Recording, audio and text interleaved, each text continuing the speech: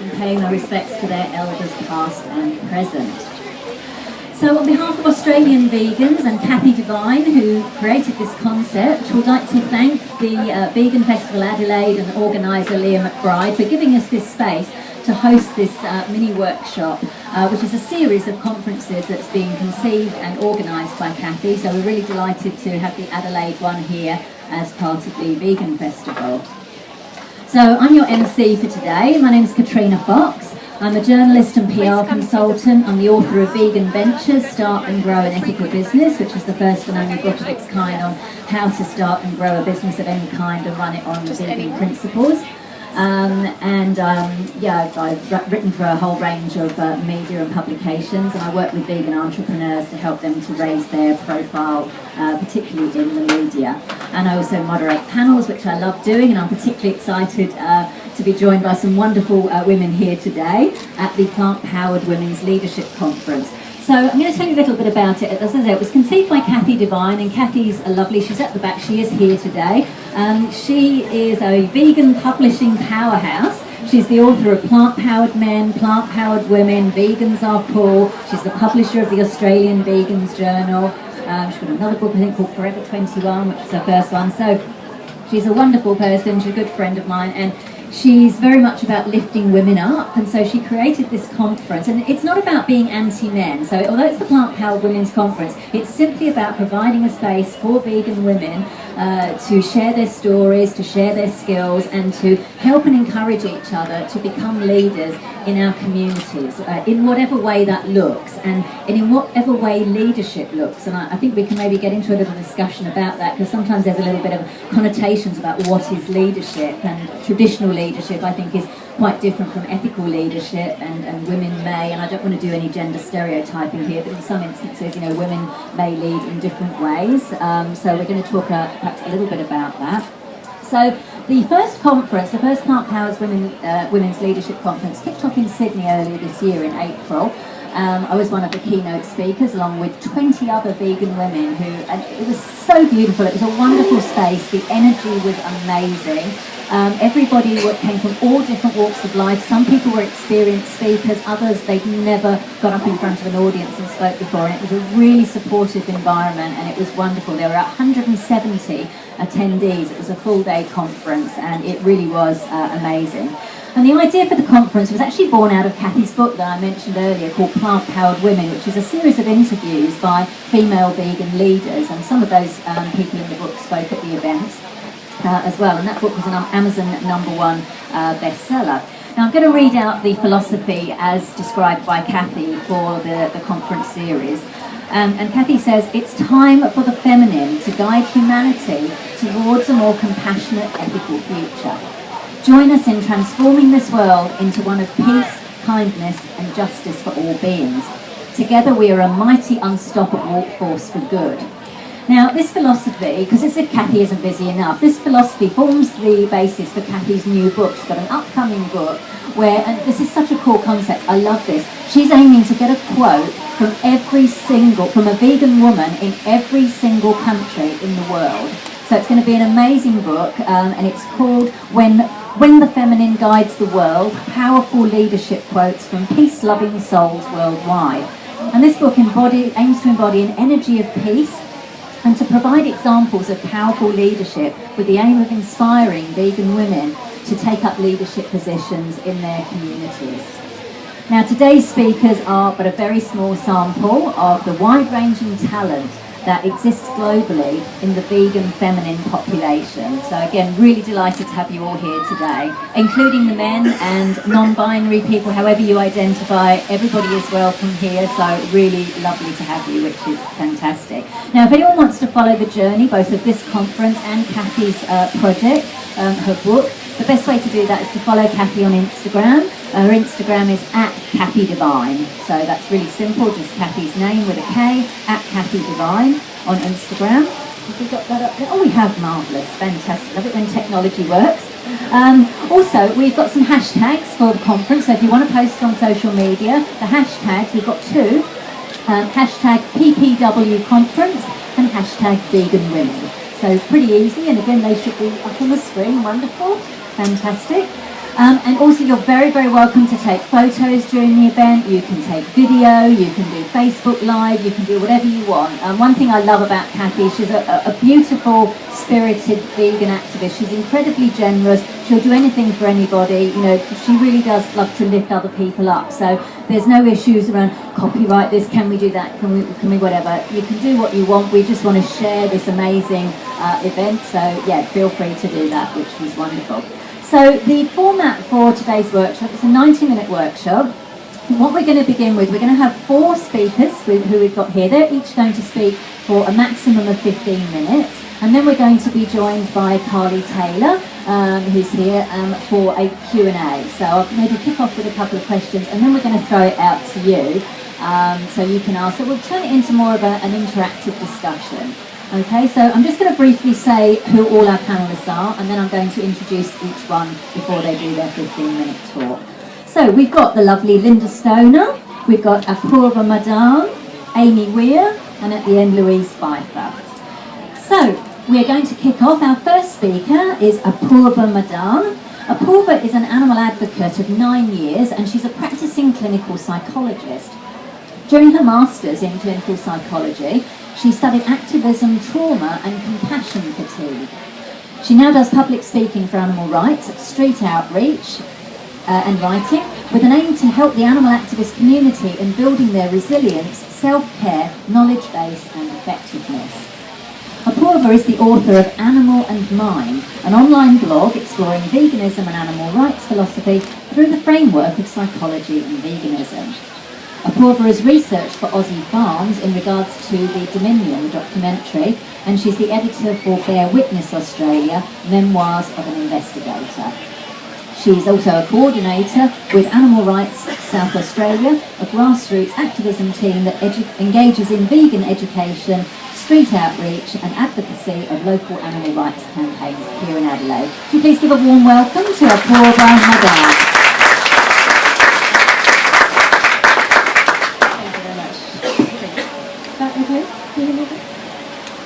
So when I think about my relationship with activism, I tend to think about what I did when I became an adult and the actions I took. But I want to take you back for a moment to my childhood, which is when I think it kind of began. At the age of about 6 or 7, I learned from my very smug brother at the time that the chicken that I was eating was actually the chicken, the animal. I had no idea. I actually thought it was just a name. And that changed the way that I looked at a lot of things. I found out more about the products that we were eating and the names that they were given. And I stopped because I learned that you didn't actually have to eat animals. So it kind of started for me there. And the only thing that really changed over the years was that I learned more. I learned about the dairy industry, I learned about animal testing, I learned about animals being used for clothing. And I guess each time I learned more and I learned that there were alternative ways, I changed my behaviours. And then of course I came across the term vegan, which was such an empowering thing to identify with, because it encapsulated everything about the contradictions that we have with animals, our relationship with animals, the things that I wanted to do for animals. It was always there from childhood, but this term just covered it all. And I share this story with you because I think that this is kind of the essence of veganism. It's not about the specifics necessarily. It's not about being perfect in our behaviour or being morally righteous or superior or better than people. It's simply about not exploiting animals and extending those values that we already carry with animals over to our behaviours. And those behaviours can come after the fact. Often most of us are philosophically already vegan before we identify with it. And after we identify with it, we keep changing, we keep growing and adapting and learning. It's a constant process, and I think that's what I love about veganism, is that it's not an end point. I keep growing as a person. But I guess becoming an activist was a bit more prominent when I became older. And I saw the documentary Earthlings, and I was shocked and horrified, and I was like, what can I do about this? And that's the difference, I guess, between advocacy and effective advocacy. This is one of the most challenging parts of being an activist, is learning about what's happening to animals, becoming aware of the suffering around the world, and going, what do I do with this information? How do I suddenly take this darkness that I've stumbled upon and put it out to the world so other people can make a change, I can make a change? It's a really overwhelming thing to come across. And it's a really vague role as well. The world doesn't stop for us becoming an activist. And no one kind of turns around and says, here's a bunch of money, go do some activism. It's a really tough thing. So we have to find what works for us. And so this is kind of how I started as an activist. You know, I was finding my feet. I began talking to people. I began actually meeting up with people who were activists and asking, what do you think? What can I do? I joined up with Animals Australia as a volunteer, and that was really valuable because it made me realise the far-reaching effects of activism on a political, policy-changing scale. It also got me really used to rejection, which was fantastic, because that's a big part of activism, getting used to the fact that people won't necessarily open to you immediately. So it really built my resilience. And then I started a grassroots organisation called Animal Rights South Australia, and we began to I joined a few people and we realised that we would be more effective as a team. We brought ideas to the table, we went out onto the streets, we started doing demonstrations, pay-per-views, so showing a very powerful video to people on the streets and paying them $1 to watch it. I then moved into sort of combining my area of interest, which is psychology, with activism, and I studied compassion fatigue and trauma in activists in my Master of Clinical Psychology. And so then I thought, well, okay, this is an area that really needs attention. A lot of us are really struggling. Maybe this is something I can bring to the community. And I started to write the Psychology and Veganism blog website, and that's kind of where I'm focusing a lot of my energy now. I've done some editing and research. I guess I've worn different hats because I have also been finding my feet in the community and working out what's best for me to do, which is not always easy to work out. In that experience, I've come across a few tips that I kind of want to share with you, because I know that these are things that, had I been told at the very beginning, I would have really valued that. And hopefully it's something that you might be able to take with you in your activism journey and apply it yourself as well. So to start with, find the role for you that really nurtures your strengths. There's so much to do out there. I think that sometimes we can be exposed to a particular type of activism and think, well, maybe that's what I need to do. Maybe I need to be really good at being an influencer, being out there in public and talking to people on the streets. But hey, not everyone's good at that, and that's okay. You don't have to be. Work out what skills you have. Spend some time to really look inside and go, what am I good at? And find the roles that nurture that really allow that to flourish. Secondly, I think this is one of the most important techniques which I came across earlier on, and that's turning our motivation into specific action. Now that sounds really simple, but when we get inspired and motivated, we can lose that really quickly. It can fall flat if we don't actually turn that into action. And turning it into action isn't as simple as going, all right, I'm going to get out there. It's about being quite measured and specific. So ask yourself, what am I going to do specifically? Where am I going to do it? Who am I going to do it with, and how am I going to do it? And what step am I going to take today? What step am I going to take tomorrow? What's the next step? These specifics can really help us to put it into place and make that inspiration into something we can do. Learn from your peers. I think that a lot of what I've come across and a lot of my development in activism has been because of just talking about my activism. If I lack something, a skill, then bring someone else into the picture. Collaborate with people. I really appreciate my partner because I talk his ear off about my activism and my approaches to it, and be ready to kind of confront yourself as well. Be self-critical. It's okay. It's okay to kind of keep developing. And I don't necessarily think I always get it right, and I won't, but that's okay, that's part of the journey. The other thing I would say is look after yourselves. This is a long haul process. A lot of what we're trying to achieve may not happen in our lifetime as activists. We want to see a shift in the norm in how we look at animals. So sustain yourself. Look after your mental health. It's a big part of it. That can be, I think the term self-care is thrown around a lot, but it's a bit more intricate than simply, giving yourself a nice bath while you do some tough work. It's about your relationship with yourself, how you talk to yourself, and maybe doing the things that you might be avoiding. Try not to expose yourself too much to animal cruelty if you're already suffering. And talk to someone, if you need to, and that's okay. You can talk to a professional, you can seek support and help. You don't have to be at your worst point to do that. There is a massive movement, and the wheel's going to keep on turning, even if you pause, take some time to look after yourself. I guess lastly, I would say, when I first started out as an activist, I was a little bit scared and intimidated, and I sometimes still am, talking to other people. And that's okay. But when I kind of thought about, when I kept in mind my goal and what was happening to animals, I kind of sometimes would allow that to trump that fear. Keep talking to people and remember that this is really important stuff.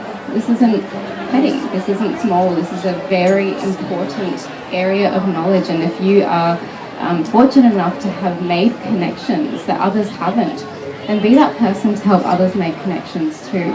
I think the only thing I regret about my going vegan was that I didn't learn things sooner. So be that person for someone else, be that source of information and knowledge for someone else, that teacher that they can aspire to. I think that's it from my end, so thank you very much.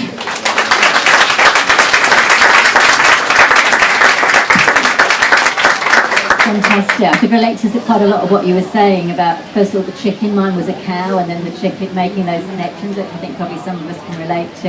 And I love what you said about finding your place and doing the kind of activism that's right for you right now, because that might change over the years. I've been chased by riot police in fields and been outside vivisection labs, and I loved it, but it's not right for me right now, and it's okay to change that. And don't let anybody bully you into saying, unless you do this kind of activism, you're not a proper activist, because that's just rubbish. So I love that. We'll dig in. We're going to have, like I said, we are going to have the Q&A and dig into some of these issues afterwards. But have a think about any questions that you might have when we get into the Q&A session. So I'm going to introduce our next speaker. Is Linda Stoner. Now Linda worked as, some of you might recognise Linda from way back in the day. She worked as an actor throughout most of her life, including theatre, musicals, TV shows that included Young Doctors, Cop Shop, Cluedo, The Flying Doctors, Shark's Paradise, and, in my personal opinion, the best ever Australian TV drama, Prisoner. Prisoner Cell Block H, as they called it in the UK. I loved it. When I first met Linda, I had no idea. I was just like friends with her. Then all of a sudden I knew. I was like, oh my God, Linda. Saw her in a whole new light. But Linda has actually been an animal rights activist. She sort of walked away from her acting and celebrity career. She's been an animal activist for 46 years, ever since she read Professor Peter Singer's book, Animal Liberation. She's been involved in countless sit-ins and rescues and exposés into the cruelty of battery hen facilities, broiler sheds, pig factories and many more. Linda is currently the CEO of Animal Liberation, which is based in New South Wales, and a director of Animals Australia. 6 years ago, she wrote the cookbook, Now Vegan, which was reprinted 4 times. Now, although she's based in Sydney, Adelaide is actually Linda's hometown, and she's absolutely thrilled to be here. Please give a really warm welcome to Linda Stoner.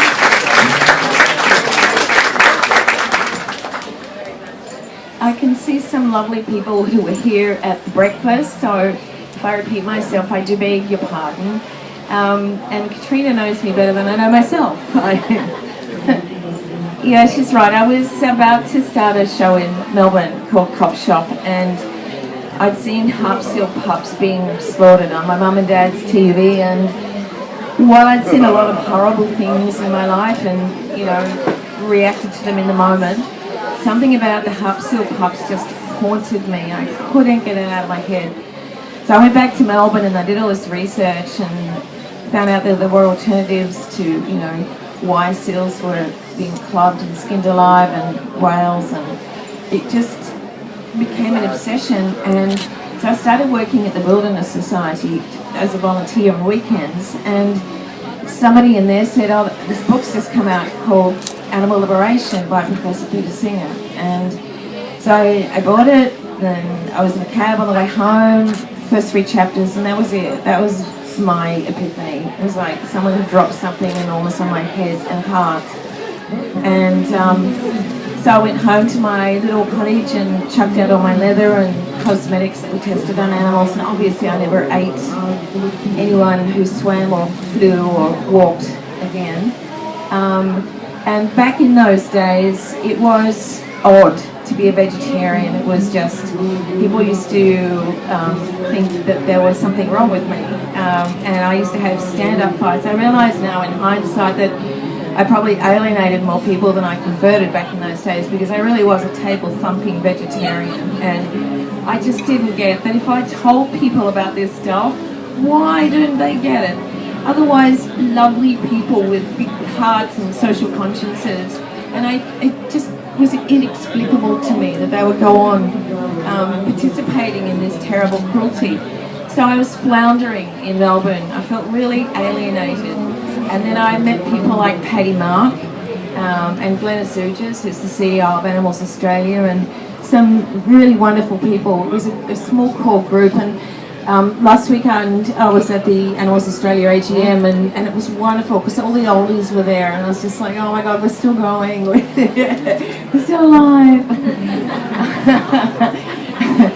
And because we are so ancient, we can look back and see that things are changing. And I said in a talk yesterday that at no other time in the history of the world have so many animals been suffering in their trillions. But on the flip side, at no other time in the history of the world have so many people been fighting for the rights of animals.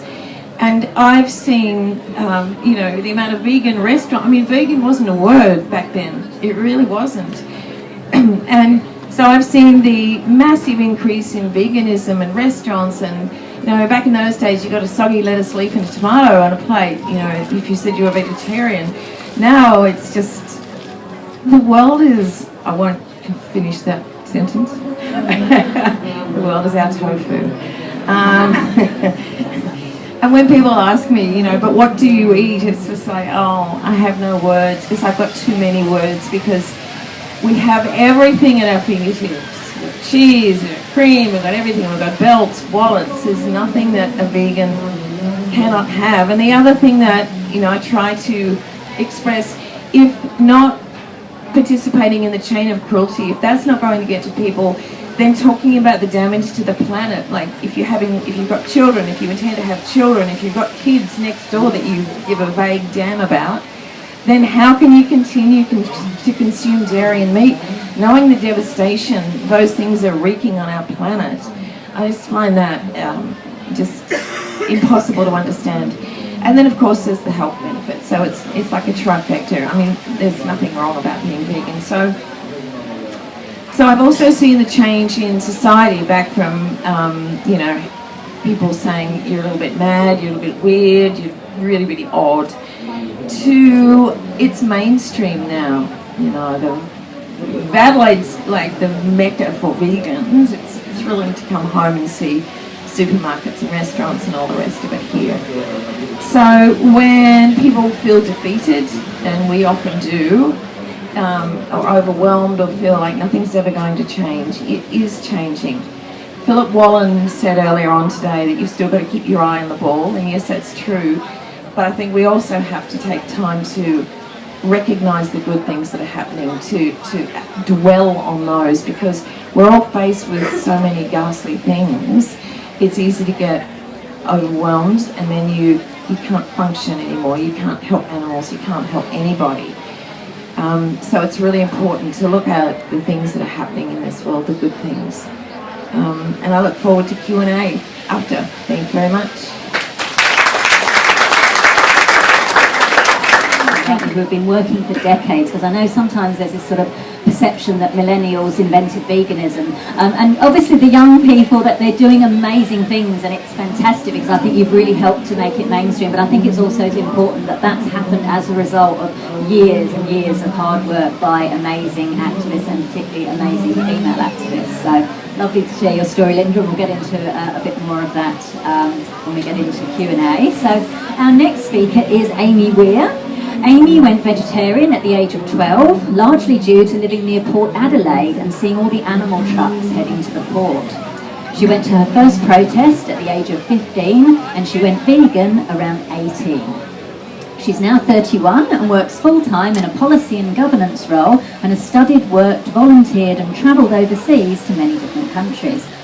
Amy has a Master of Environmental Management and uses the skills gained in her professional career to volunteer with different grassroots groups such as Adelaide Against Live Export, through providing advocacy, written and verbal content, research and strategy in order to increase and support and influence decision makers. Amy and her husband run the Vegan Alliance, a not-for-profit project that supports animal charities with 100% of their profits. Please give a warm welcome to Amy Weir.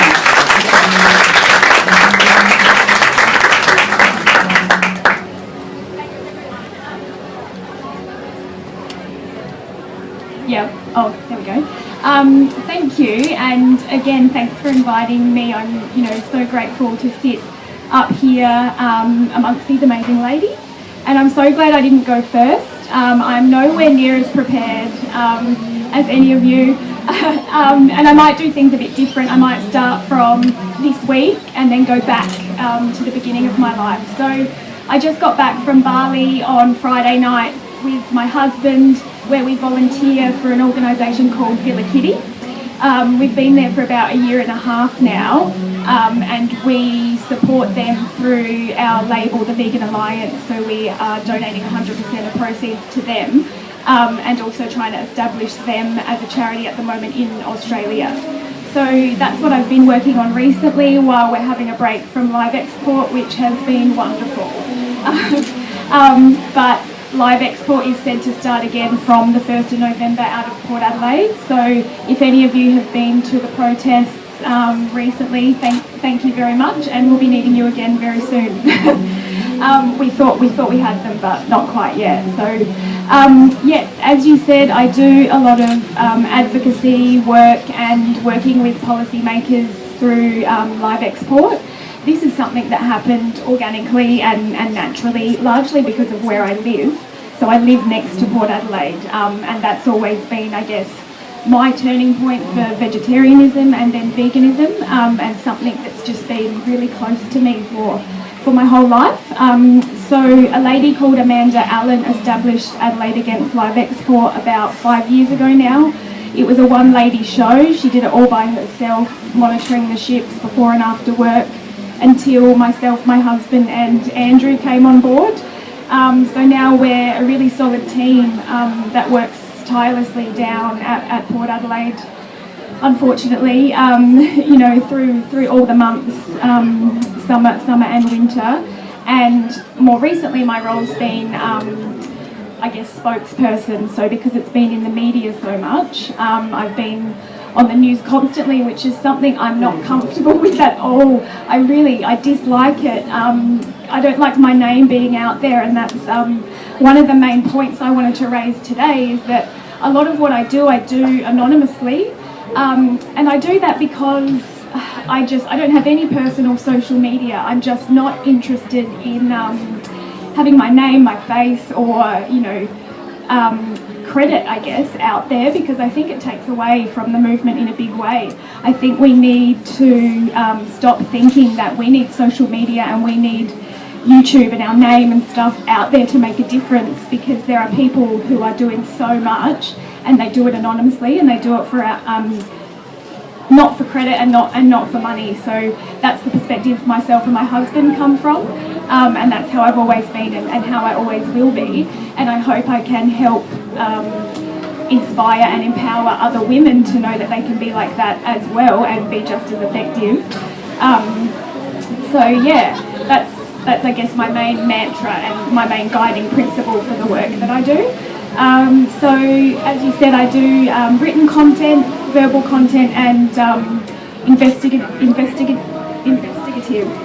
stuff as well for a number of organisations, from large to small, around Australia and internationally as well. So it's about, as you said, Apurva, using your skills, finding what your skills are and using them to help others, so we don't all have to be doing the same thing. So my husband did a talk here yesterday, and he started the AV chapter in Adelaide, and I've never attended because I just couldn't imagine anything worse than that. There's no way I could, keep my cool talking to the public about an issue so close to my heart, even though it's been 14, 15 years. I just can't do it. And he's, asked me so many times to come and try.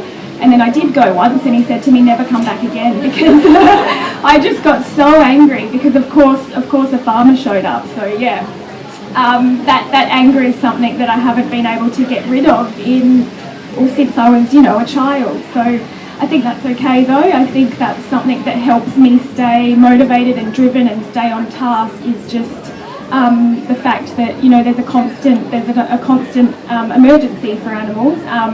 And we have to keep doing something, all of us, no matter what it is, no matter what anyone else thinks. We just have to, keep motivated. And so the people that motivate me are mostly women in my life, but it's also something that's taken years. So lots of people have come in and out of my life during this, volunteering or advocacy journey, and not everyone has been good. That's the other thing, is I've had a lot of bad experiences volunteering for people for 3 years, fundraising through our side project thousands of dollars, and then one day they turn around and stab you in the back. But rather than let that get us down, we just kept our eye on the prize, which is helping animals. So I guess what I'm saying is it's important to be strong and resilient and learn from all those negative experiences and keep going. I've got a really great support network now that I'm so lucky to have, and most of those are strong women that really take no shit and teach me how to take no shit at the same time as being effective and strategic. More recently as well, my support network has grown to be farmers, which is something really interesting that me and my husband grapple with. So we've been rescuing cats and dogs for a long time here in Bali, but now we've moved into farm animal rescue just because it just happened. We were in the right place at the right time, and now one of our best mates or best supporters is a sheep farmer, and it's so odd. So we have a 500 kilogram Brahman steer. His name's Kevin. He was surrendered to us by a farmer while we were working on a project with wombats, and he just said to us, the slaughter truck is taking these tomorrow and I can't send Kevin, so you have to take Kevin. And it was so bizarre because he connected with Kevin, he named Kevin, but then there was 100 others that he didn't care about. So we took Kevin, even though we live in Port Adelaide. So we rent land for Kevin, we made everything happen for Kevin because of support of others, but also because of support from farmers. So the farmer, Luke said yesterday, lent us everything, built a fence for Kevin. They brush Kevin, they hug Kevin. It's actually really quite odd because then they go and kill their own animals. So, but we're trying to work, with them to change their mindset over time. And the same thing happened in Bali last week. We stay with a family who are pig farmers, and we didn't know that the first time we stayed with them, but then we made the conscious decision to keep staying with them, so they got money from us, and then that they could maybe supplement, that income that they were getting from the pigs by our money from staying there. And eventually, over a year and a half, that happened. So now they're committed to no longer pig farming, and they had 2 pigs left, which they've surrendered to us as well. So now we rent land in Bali for these 2 pigs.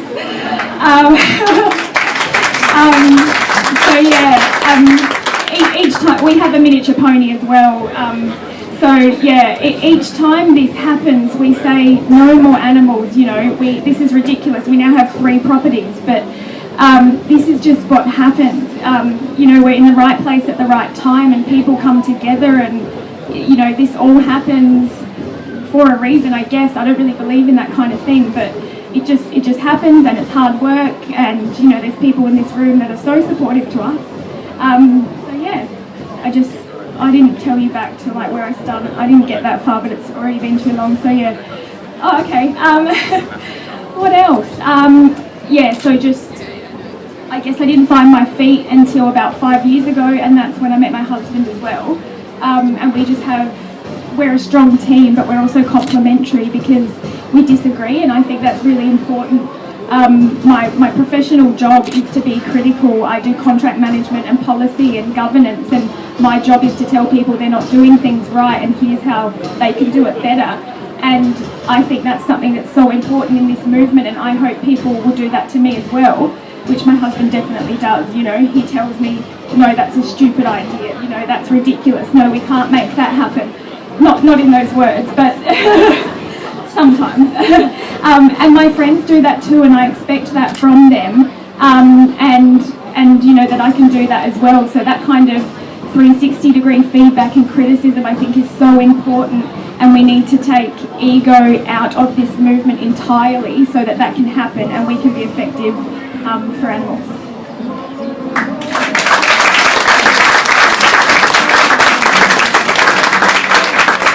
Thank you, Amy. I just want to pick up on one thing you said, because obviously as someone who's a journalist who's worked in media for 18 years and encourages people, including activists, to get in front of the media, I just want to address your point there about, and I totally get, it's not right for everyone. If you're not comfortable being in front of the media, if you're not comfortable having social media profiles, that's totally cool, and the type of activism you do is wonderful, and you're right, there are loads, there are probably heaps more people doing activism anonymously, which is fantastic. However, I think we also do need people who are happy. So if you are part of a group, find someone who that's their comfort zone. Like Apurva said, find where your skill set is. If you're an influencer, like we've got Carly coming and joining the panel, who's a big Instagram influencer, same as Jane. I think we do need that, so that they're getting out that information that's often being found by activists doing this work anonymously. So we're literally kind of working as a whole and as a team. But yeah, absolutely, if it's not your comfort zone, don't do it, because certainly with media, you want someone who is really happy to do it, they're willing to do it, and they'll learn the skills to do it. Otherwise it can be more damaging if not. So, but yeah, find your comfort zone. But that's great. Thank you so much for sharing your story, Amy. So our final speaker before we go into Q&A and invite Carly up is Louise Berthe. Now, Louise has been vegan since 2011, and she seeks to use her business skills to help the animals. Joining the Animal Justice Party in 2017, Louise has now found a way to apply her marketing, negotiations and public speaking skills to help grow the party and in turn help the animals. Louise ran as a candidate in the 2018 South Australia state election, presented at community forums, wrote articles that were published in the local newspapers, and was interviewed on the radio. So here's someone who does like media. Louise was also able to apply her business training to help lead the digital marketing campaign for the Animal Justice Party's campaign. Louise was proud to be part of a strong and passionate team that helped the party achieve its record-breaking result, and she's eager to keep helping the animals through building leverage in the political system. Please welcome Louise Berthe. I'd just like to start by thanking my fellow panellists, Linda, Apurva and Amy, and Katrina for emceeing, and to Kathy for bringing the Plant Powered Women concept to Adelaide. And just like to also thank the Vegan Festival organisers, and in particular Lee McBride, who with her tireless work has brought this world-class, ranked #1 festival to our city.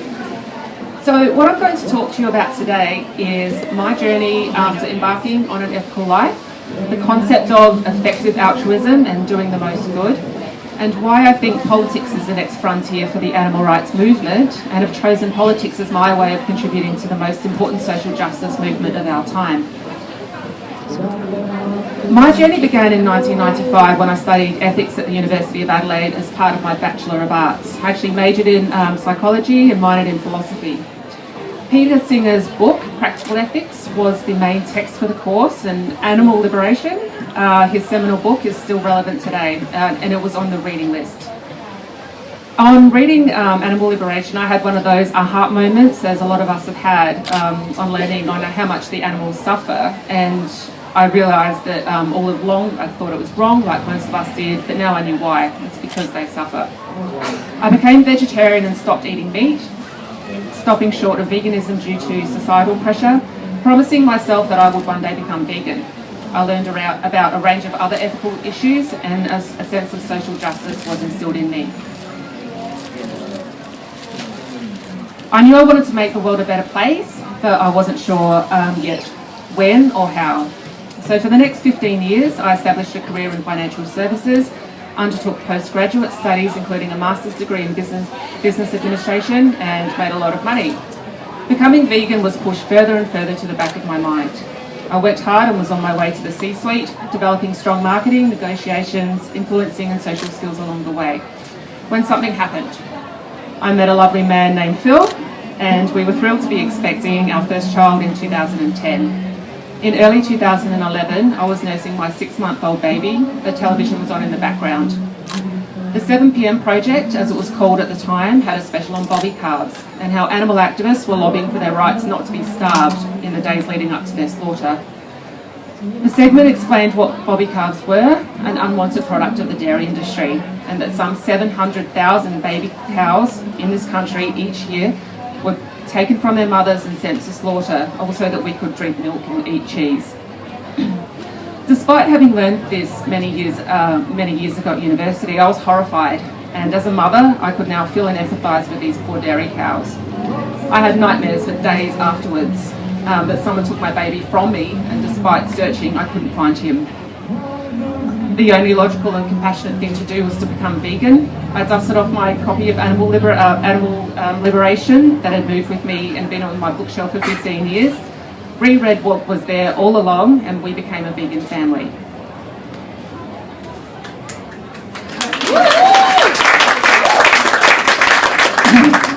It is often said that having a child is a life-changing experience, and for me this was both literally and metaphorically true. A shift in consciousness had taken place. That very same year, I read a more recently published book of Peter Singer's called The Life You Can Save. The Life You Can Save is an extension of Peter's essay from the 1970s called Famine, Morality and Affluence, and argues that affluent persons are morally obligated to donate far more resources to humanitarian causes than is considered normal in our culture. He argues that in a world where 1 billion people are living on less than $2 per day, and that's after adjusting for purchasing power parity, that those of us in wealthy countries should be doing more to help individuals to help those in need. Some 16,000 children die every single day on this planet from preventable causes, and donating to charities who are doing work to prevent this is one of many ways that we can do good. He points to research by an organisation called GiveWell, which was started up by a couple of ex-hedge fund traders who wanted to find research and analytics to help them make decisions on how to spend their money to help to make the world a better place. GiveWell uses robust methodology to assess charities and shows how the most effective charities can be many thousand times more effective than others. His book touches on a new movement called effective altruism, which has grown exponentially in size since 2011, when I first learned about it. Effective altruism is a philosophy and social movement that uses evidence and reason to determine the most effective ways to benefit others. It encourages individuals to consider all causes and actions and to act in a way that brings about the greatest positive impact, to use both the heart and the head. As an expert in financial investments and portfolio construction and how to maximise investment returns, the concept of effective altruism resonated with me. If you want to do good, why not design things so that you do the most good by using research? There are many organisations that sit under the effective altruism umbrella, and one that has influenced my career path the most is called 80,000 hours. 80,000 hours is so named because that's the approximate number of working hours that we will have in our professional lives. 80,000 hours provides free information and research to help you find a fulfilling, high-impact career. Make the right career choices and you can help solve the world's most pressing problems, factory farming being one of them, all while having a more rewarding and interesting life. It's an excellent free resource on how to do the most good with your working life, and I highly suggest having a look at it to see what they talk about. Now, one of the career paths that they suggest, particularly suited to those partway through their career, as I was at the time, is called earning to give. This means deliberately choosing a high-paid job and giving even larger amounts of money to effective charities. This is distinct from entering into a job with direct impact, such as becoming an aid worker or entering into a role with a non-profit. For me, partway through my career at the time, earning to give felt right. As such, since 2011, our family's focus was earning to give, giving at first 5% of our household income to the most effective charities, building to 10%. Each year reassessing which charity would receive our hard-earned money by using the available research. We as a family were living more purposeful lives, and I also volunteered with non-profits, attended activist rallies, obtained a certificate in plant-based nutrition, and continue to learn more about veganism, including the health, environmental and psychological benefits of adopting a plant-based diet. We brought our children up vegan and tried to be role models for the vegan movement in Melbourne and then in Adelaide when we moved back in 2015.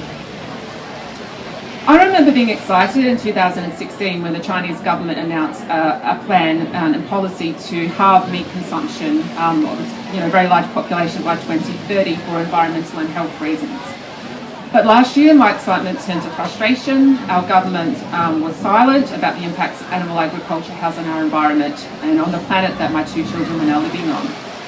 Things started to change for me. On my daily commute to work from the hills down to Glen Osmond Road, I almost always saw a truck full of animals on their way to slaughter. And it was a continual reminder of the never-ending suffering. Despite specialising in advising clients on ethical investing, I was feeling restless and started to wonder whether my skills and abilities were being used in the best way to reduce the amount of suffering in the world. I revisited the 80,000 Hours website and looked at other careers that had high levels of direct impact and high advocacy potential. Tech startup founder, no, not my thing. Becoming a journalist, no, didn't want to go back to university. Party politics, like, wait, what? Politics? I recall the many conversations I had with my husband, Phil, over the years about politics, and they went something like this. Phil, did you watch Insiders on ABC this morning, Louise? Isn't it interesting that, and all I hear was like kissing Barnum playing in my head.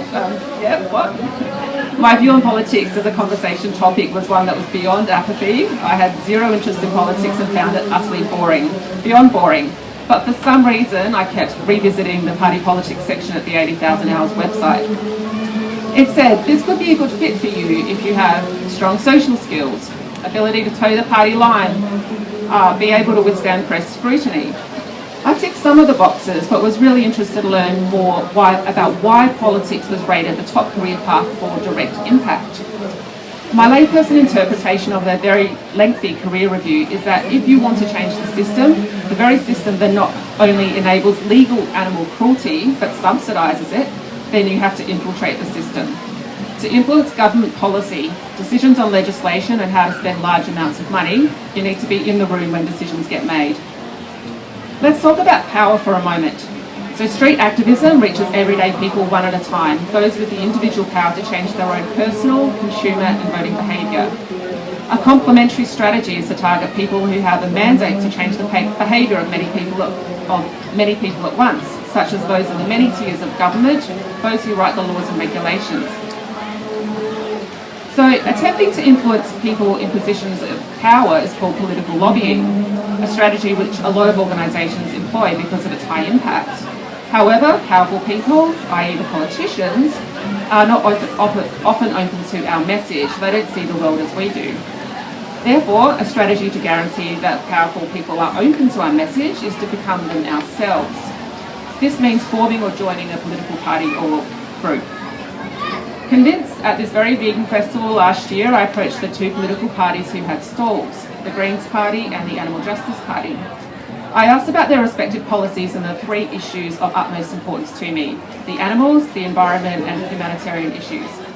I like the Greens for their stand against the major parties on their inhumane treatment of refugees, but was ultimately drawn to the Animal Justice Party for their solidarity with the Greens on this issue, but primarily for their recognition of animal agriculture's significant role in the wholesale destruction of our environment.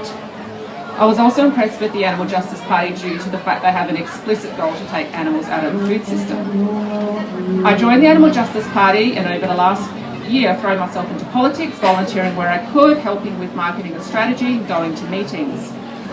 My first real taste of politics was when I ran as a candidate in the state election earlier this year. I ran in the seat of Carville up to the Adelaide Hills where I live. It was an incredible experience and I learned a lot, not only from the people I spoke to during the campaign, but also from the very talented and capable plant-powered women and men of the Animal Justice Party, and of course the other candidates. Our result was remarkable, as Katrina mentioned. We tripled our first preference vote at this state election from the previous state election. There were other highlights, such as being invited to speak at a candidate forum in Harndorf, which was convened by a cattle farming lobby group, promoting the party and veganism through media and radio during the election campaign, lobbying with other members of the Animal Justice Party with elected representatives to have a ban on duck shooting legislated. After the election, I was invited to write an ongoing monthly article in the Hills Weekend Herald, where I can write about animal-related issues unfettered. My articles appear alongside Senator Corey Bernardes, leader of the Australian Conservatives, and Georgina Downer, the pre-selected Liberal candidate for Mayo, and reach tens of thousands of people in the Adelaide Hills who aren't on social media. Politics for the animals is taking off around the world. Political parties in Portugal, UK and the Netherlands have elected officials in many tiers of government. And in Australia, since 2015, the Honourable Mark Pearson from the Animal Justice Party was elected as a legislative councillor, a senator, in the upper house in the New South Wales state government. We are confident as a party that there will be more state senators elected in the upcoming New South Wales and Victorian elections. More animal advocates in the room where decisions get made, just as Mark Pearson is, can and will reduce animal suffering. After a year of hard work for the party at both a state and federal level, I'm convinced that politics matches my skills with my purpose.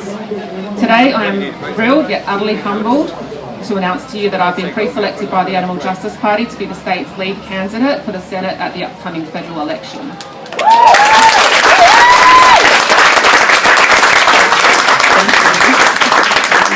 There is no better use of my skills to lobby government to change the law in favour of the animals, or to use my negotiating skills to influence the other 75 senators if elected.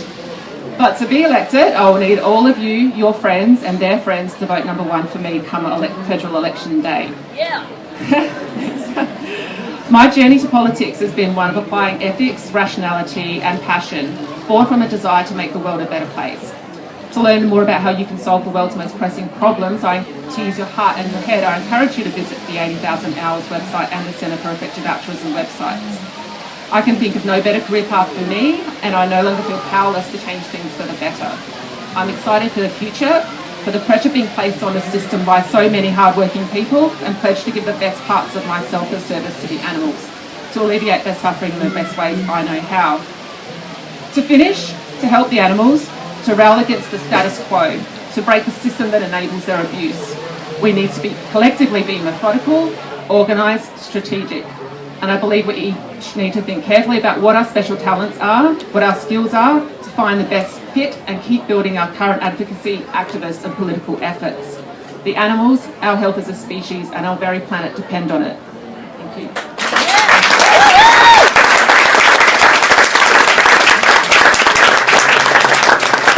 Fantastic, thank you, Louise. How heartening is it, particularly in this time where we're seeing some awful things happening in politics, the move to the far right, and very disturbing. It's really heartening to have someone like Louise, especially with your background, in finance, people, rightly or wrongly, sometimes listen to more people with that so-called background, like Phil Wallen, who gets to speak with, he spoke at the European Parliament recently. He has very high he gets access to kind of, like you say, the people in power, high-profile people. And I think, how inspiring is it? I hope you really are feeling inspired by the diversity of the different way and the many different ways you can do activism. There's no one right or wrong way. We need absolutely all of it, which I think is wonderful. So I hope this is inspiring you and you're getting your thinking caps on to say, right, how can I use my skills and to help animals, which is wonderful. So please give a warm round of applause for our speakers so far. Now I'd like to invite to the stage now for our Q&A, Carly Taylor. Come up and join us, Carly. Yeah, so I'll just do a little intro for Carly. So Carly is a passionate animal rights activist and environmentalist, originally from Toronto in Canada. After studying biology and psychology in her undergrad, she now travels around the world with her partner, James Aspey, organising activism events and speeches and creating online content to help spread the vegan message and to inspire people to live more consciously. And you can find Carly on her Instagram at CarlyTaylor269. Welcome to the panel, Carly. Give her a round of applause. And educate them that actually there's obviously tasty food that we can all eat, but also like the speciesism, like obviously putting all like so much money into treating dogs and cats and small animals, and then we have a lot of people bring in a lot of wildlife, and it's not not necessarily we're unable to treat it, but kind of the expectation as to what to do. Would anyone like to comment on that? It's not the industry I know much about. I don't want to take over, it's just that I've had, some direct experience lately with our cow and also our pony, and birds that we found as well.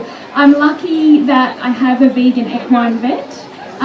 It's pretty rare, I think, and her level of care is outstanding, and the fact that I know she can advocate from a vegan level for all, she's not just an equine vet, but all farmed animals, is pretty amazing, and I can give you her contact details if you like. But yeah, it's definitely something we've come up against when we've rescued birds. In fact, we rescued a lorikeet here yesterday. Somebody took them around to 3 different stalls and nobody knew what to do. So it's again about educating and upskilling, like maybe suggest they take a wildlife course because they're available, and obviously the dogs and cats make money.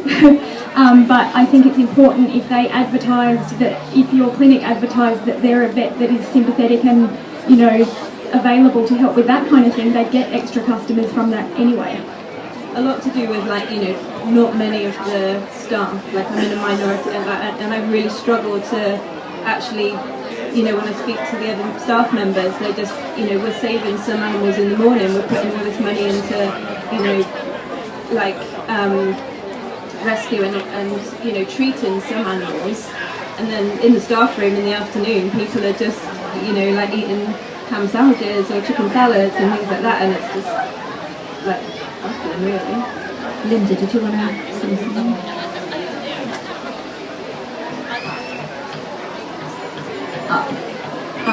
I think that the rot often starts with vets when they're training, because they use living animals to train on, and the first person to step aside from that was a guy called Andrew Knight in Western Australia. He stood up to Murdoch University, and it was the most courageous thing. He just refused, and he was allowed to, after a long battle and a court case, might I add, use simulations, but the rest of the vet students were all using animals. And then there is a young woman called Lucy Fish in New South Wales. She took on Sydney University, and she refused to use living animals to test on to become a vet. So I think that as long as vets train using living animals and killing them, then there's going to be a disconnect from caring about all animals.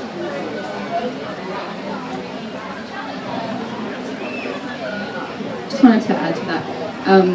I think the norm at the moment is something that's called carnism, which is it's a term that was coined by psychologist Dr. Melanie Joy, and explains the belief system, the sort of invisible belief system that we're all grown up with in our society and culture about how animals are okay to eat and use and da-da-da in this way.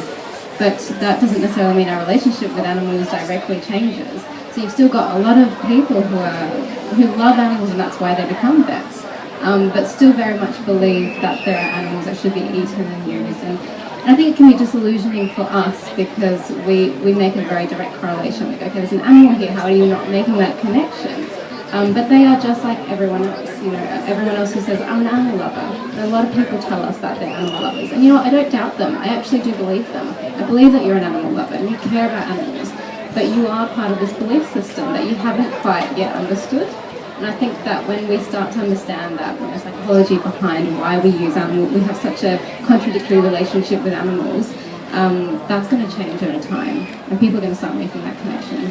We're already seeing it happen in the health industry, like lots more medical professionals, medical doctors, like the PCRM, Physicians Committee for Responsible Medicine. They had 1,000 of their doctors outside Washington with a great big banner saying "Go vegan for your health." And I think that will hopefully start to happen in that industry. And it's going to be people like you and Andrew Knight who are going to push that change. Just very quickly for you personally, there is a group, I think it's a Facebook group, Vegan Veterinarians, so you're not the only one. It might be worth just joining them and making some connections. Louise, did you want to quickly, or Carly, do you want to? I just wanted to add about the book that you're referring to, the Melanie Joy book. It's called Why We Love Dogs, Eat Pigs and Wear Cows, where she talks about carnism in great detail. For me, that changed me from a kind of angry, frustrated vegan to having a much better understanding of the people around me that still ate meat. So I highly recommend that book. And also there's one by Claire Mann that came out as well. Yeah, Dystopia, which is how to cope with the anguish of being vegan in a non-vegan world. Yeah. Carly, did you want to add anything on that for us? Not this one? Okay. I think it is. It's like we've got to remember as well, like when we weren't vegan. I think for those of us who've been vegan longer, like I've been vegan 21 years, I think Linda's been vegan longest, we sometimes forget, like I went vegetarian when I was 11, but I still wore leather, and I ate vegetarian cheese, and I thought, I'm doing it right, I'm really, we forget that, we had that belief, oh, there's nothing wrong with leather, it's just a byproduct, blah, blah. And then when you find out, I remember being horrified in the mid-90s when this lovely school teacher said to me she was a vegan, and I offered her my Marmite and cheese sandwich. It was vegetarian cheese. We were on our way to a demo, and she said, oh no, and then she explained the dairy industry, and my jaw dropped. I thought, for there to now be a change, and obviously with the creation of online and social media, that's made a big difference. We're able to break the stereotypes of what vegan food is, about what veganism is. So what can we do differently? Carly, would you like to chip in there? But I think one of today's technologies that we can all be utilizing more effectively is social media. For the first time in this last decade, we all have a platform on our phones. Almost all of us have at least our friends and family on our social media. So when you really think about that, let's say the average is even 50 people following you on Facebook or on Instagram. That's 50 people in front of you, if you visualize it that way, who are listening to what you're saying every day. So I think it's a really powerful opportunity to be strategic about it and not just use it as a platform to talk about the causes that are important to you, because you need to think about the psychology of the people listening to it. And if they're not vegan, then it's going to be very easy for them to just stop watching your stuff if it's just that. But if you think about the audience that you're trying to attract on Facebook or Instagram or YouTube, or if it's even just your friends and family, and you know that they like watching stuff where it's what you're up to every day, or if you're traveling, it's some of your travel highlights, and also the vegan activism we did in there. And I think that we all have, whether or not you have a big platform or not, we all have a really powerful opportunity right now to be spreading so many more seeds than we are that can then be spreading their own seeds, right? So when you think of it more as like an exponential growth thing, that social media is allowing us to talk to so many people at once, and even if it sticks with a fraction of those people, then those people are going to be talking to so many people at once. So I really think that whether or not you're comfortable on camera, whether or not you want to dedicate time to starting a YouTube channel, even if you start small with starting to repost some articles on Facebook that you've seen from your vegan friends, or if you've never really posted vegan content on Instagram, start posting the vegan meals that you're eating that look especially good, to just start planting those seeds in people that aren't really there yet, that are following you. We should all be using social media. It is part of today's technology that I think can take social justice movements to another level because of how fast the information can spread. So don't be afraid of it. I know that we kind of started off talking about social media on a bit of a negative foot with the criticism that you might get, but it doesn't matter, because the impact that you can have and the amount of people that you can reach with a powerful message nowadays is just unparalleled. So every single one of us should be using the platforms that we feel like getting involved in, Facebook, Instagram, YouTube to start with, and just doing your own thing on it. It doesn't have to be similar to what everyone else is doing, but I think that we should all be using social media, and I think that we should all be using it strategically in terms of mixing it with non-vegan content that will draw in the audience that we have in mind to watch our content. So all of us can start doing that.